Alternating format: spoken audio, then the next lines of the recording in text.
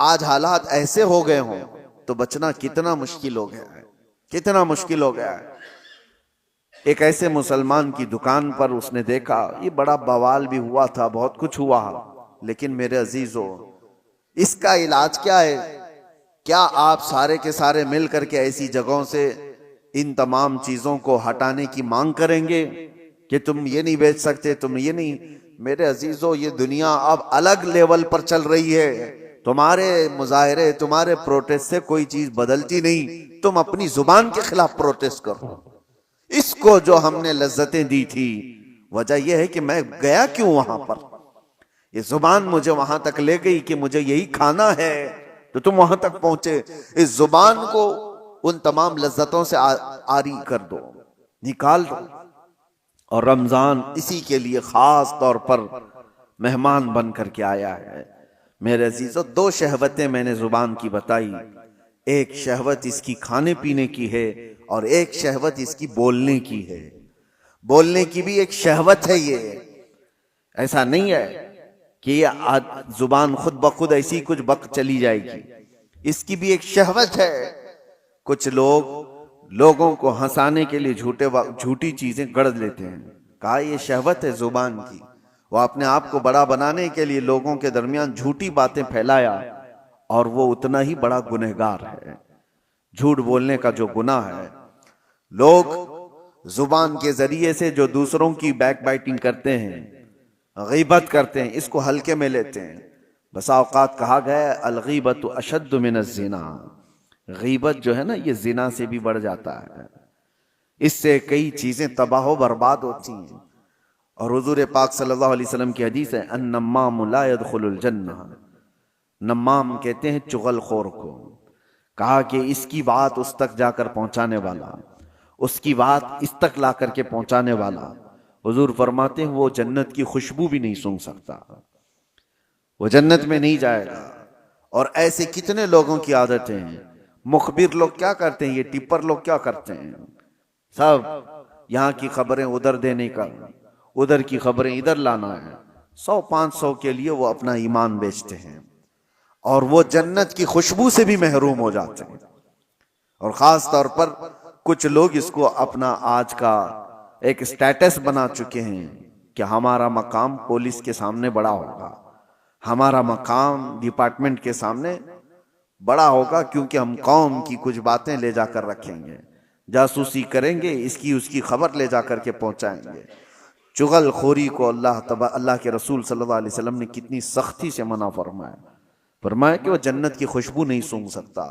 یہ سارے وہ کام ہیں جو زبان کرواتی ہے، زبان کی ہلاکتیں بہت زیادہ ہیں۔ اسی لیے میرے عزیزو جتنا اس کو خاموش کرا سکتے ہو خاموش کراؤ۔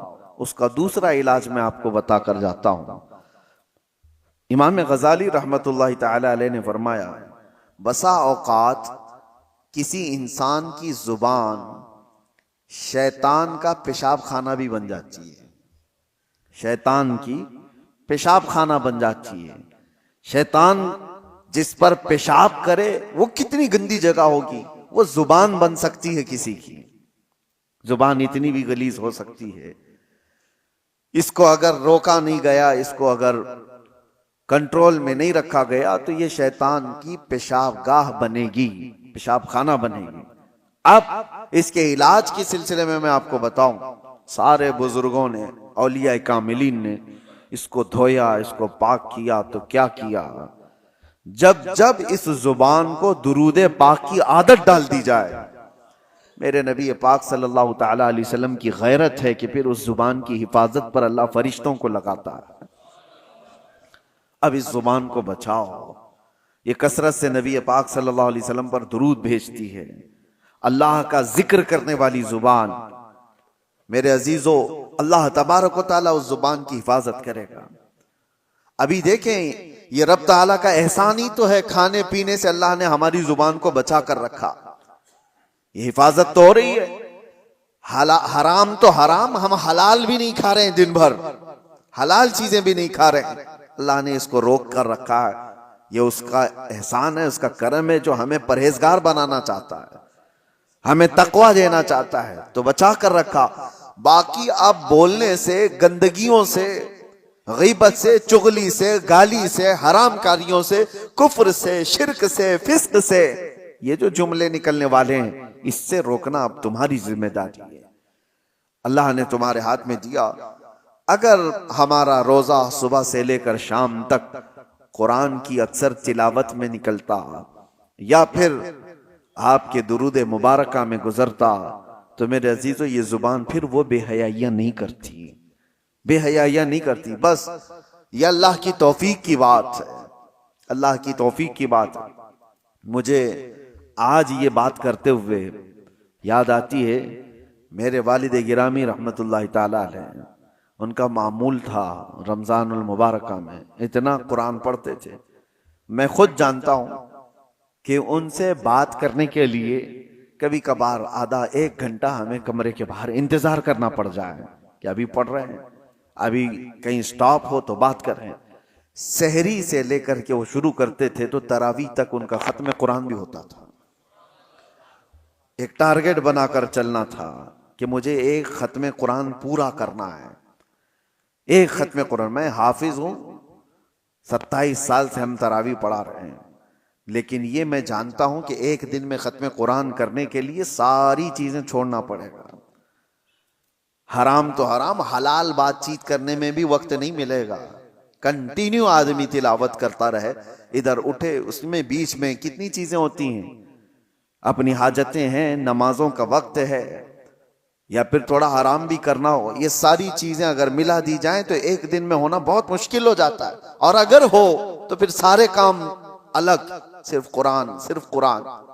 لیکن آج ان کی بات یاد آتی، اللہ ان کی تربت پر ابر رحمت نازل فرمائے کہ یہ بتانے کی کوشش بھی کی تھی کہ جتنی دیر تم اللہ کے کلام پڑھنے میں مصروف رہو گے، اور حدیث پاک یہ بھی ہے کہ اگر کوئی یہ پوچھتا ہے کہ کیا ہم قرآن ہی پڑھتے رہیں، کیا ہم صرف درود ہی پڑھتے رہیں، اور بھی تو کام ہے، دعا وغیرہ کرنا ہے کسی کے لیے، فرمایا گیا جو بندہ تلاوت قرآن میں مصروف رہا، دعا کرنے کا وقت نہیں ملا، تو پوری کائنات میں جو دعا کی جا رہی اللہ اسے وہ بھی عطا کرے گا۔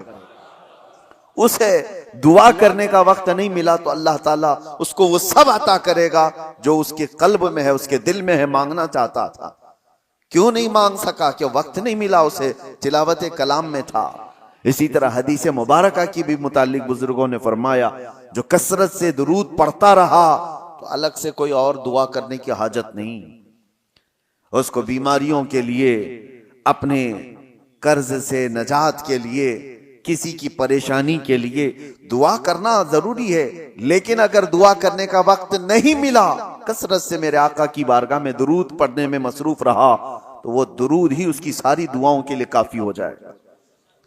میرے عزیزو، اپنی زبان کو بزی رکھنے کا یہ سب سے بہترین طریقہ تھا۔ اور جب زبان قرآن کی تلاوت میں یا رسول کریم صلی اللہ علیہ وسلم پر درود پڑھتے ہوئے مصروف ہو جاتی ہے تو ایک تو اس کی لذتوں سے ہم نے اس کو بچا تو دیا، ان حرام کاریوں سے بچا تو دیا، جو اس کی شہوت تھی اس کو روک تو دیا، لیکن اس کا نتیجہ یہ بھی نکلتا ہے کہ اس زبان میں اللہ تعالیٰ کمال کی تاثیر عطا فرماتا ہے، اثر عطا کرتا ہے۔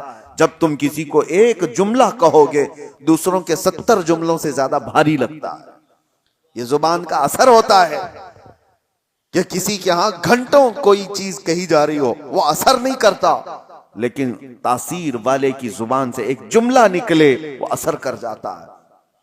آخری بات، سرکار سیدنا غوث اعظم عبد القادر جیلانی رضی اللہ تعالی جب بیان کرتے تھے تو 70,000 سے کم کا مجمع نہیں ہوتا تھا، اور مجمع ایسا کہ آپ کا بیان ختم ہونے سے پہلے کتنے تو بے ہوش ہو جاتے، کپڑے پاڑ لیتے، کئی مرتبہ تو جنازے اٹھائے جاتے، لوگوں کی روح نکل گئی۔ کس وجہ سے؟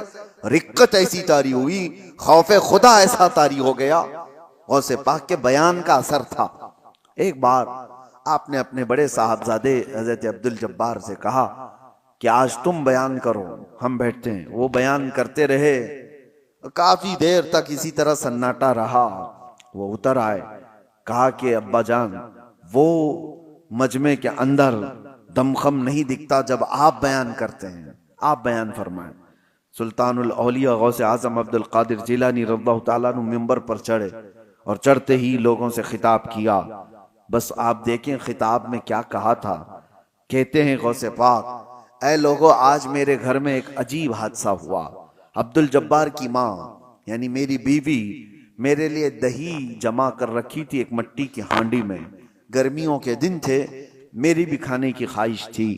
میں بھی تھکا ہارا گھر پہنچا تھا اور میری بیوی کئی دن سے اس دہی کو جمع کر رکھی تھی، لیکن ابھی قریب تھا کہ میں کھانے کے لیے بیٹھوں، ایک بلہ آیا گھر میں اور پنجہ مار دیا، اور اس ہانڈی کو ایسا پنجہ مارا کہ ہانڈی پھوٹ گئی اور دہی پورا بہہ گیا، اور وہ بلہ اس پہ چاٹ کر کے چلا گیا۔ نہ میں کھا سکا نہ میری بیوی کھا سکی۔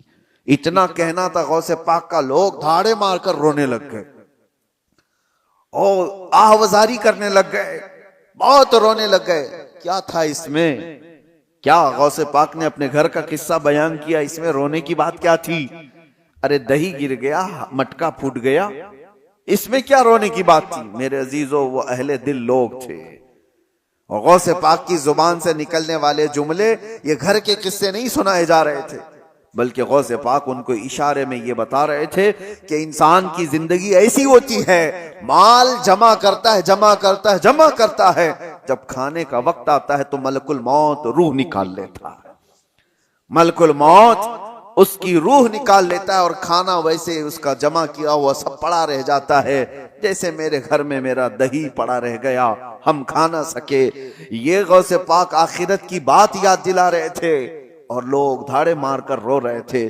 یہ تو بات ہوئی میرے عزیزو ان لوگوں کے مجمع کی، لیکن ساتھ میں آپ کو ایک بات یہ بھی بتاؤں، وجہ یہ ہے کہ جس زبان سے یہ جملے نکل رہے تھے وہ سلطان الاولیاء کی زبان ہے۔ زبان کا اثر ہوتا ہے، زبان کا اثر ہوتا ہے۔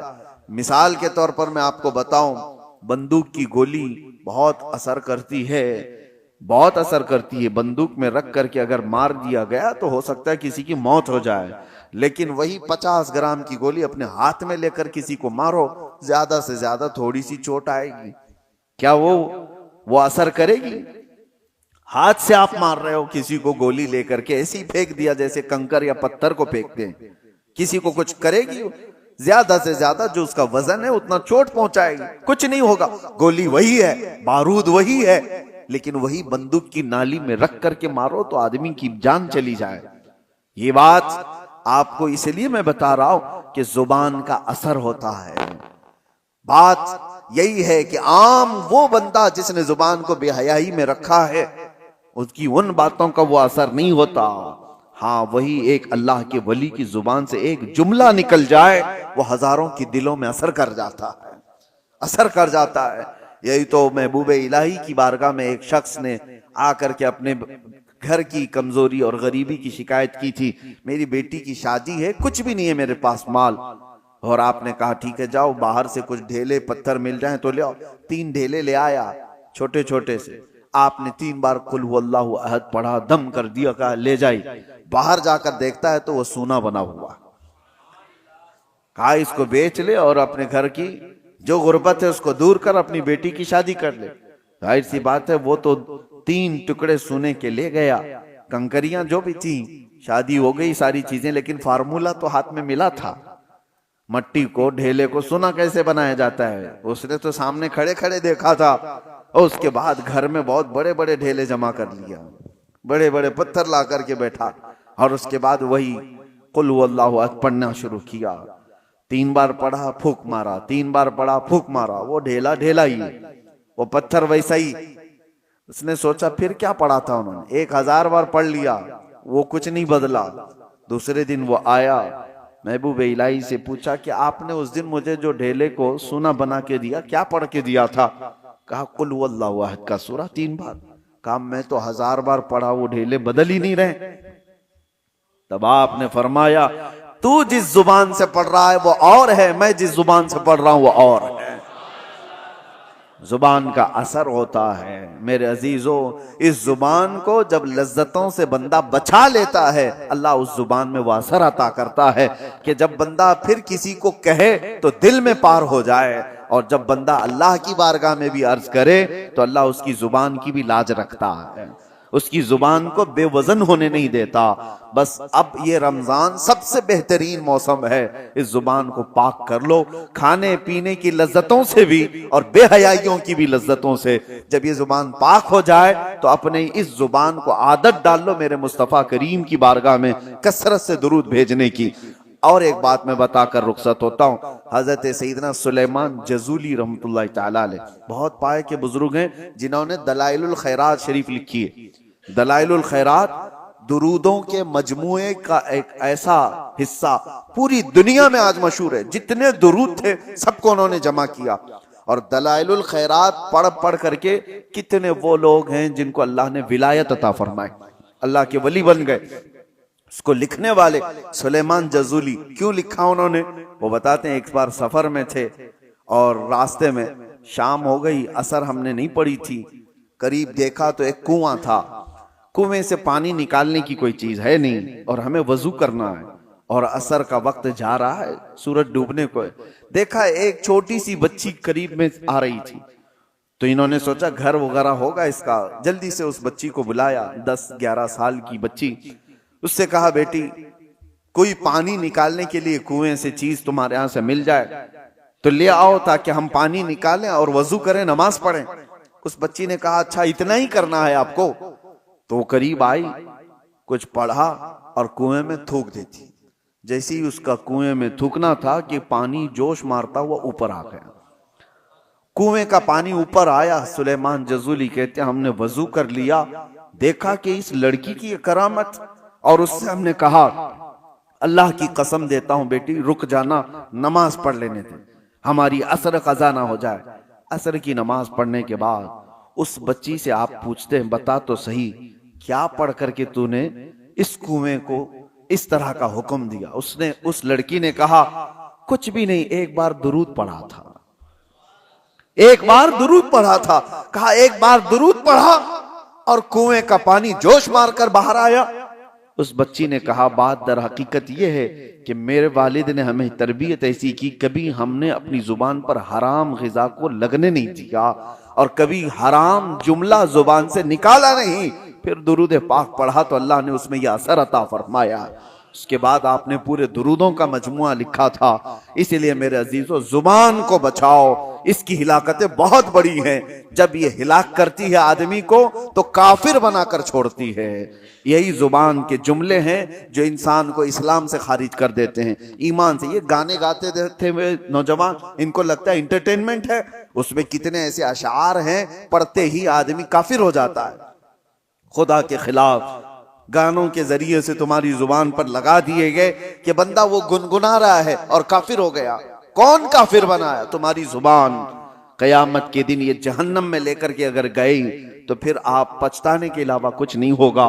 اللہ تبارک و تعالی زبان کی ہلاکتوں سے ہماری حفاظت فرمائے۔ رب تبارک و تعالی زبان کی لذتوں سے ہماری حفاظت فرمائے، اس کی شہوتوں سے اللہ ہماری حفاظت فرمائے۔ رب کریم ہمیں تقوی اور پرہیزگاری عطا فرما۔ اس رمضان المبارکہ کو مولا ہماری اصلاح کا ذریعہ بنا۔